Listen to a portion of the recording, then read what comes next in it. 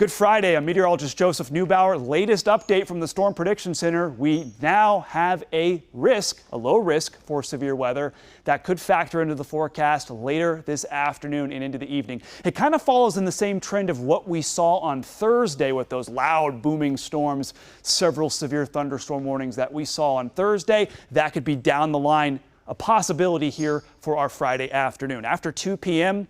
into the evening hours, as late as 10, that's what we're watching for with the red panel on. Now, the key difference, I think, for today versus Thursday is that storms, I think, will be more focused to the south and east of Oklahoma City.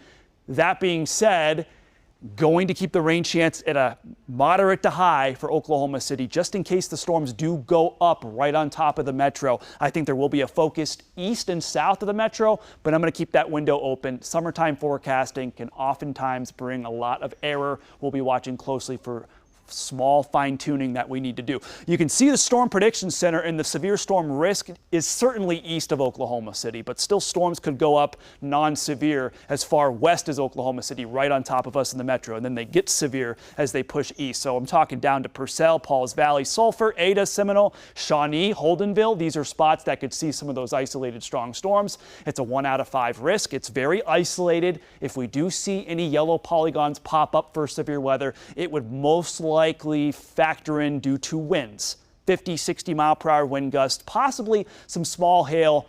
We're talking peas, pennies, and dimes. We're not talking golf ball sized hail. Tornado risk is extremely low. But right there at 2, 3 o'clock, those storms go up just east of Oklahoma City and potentially very close to Oklahoma City as we cycle through now the late afternoon and evening. It's going to be a real close call. These are your individual storms down to the Red River as far north as Stillwater.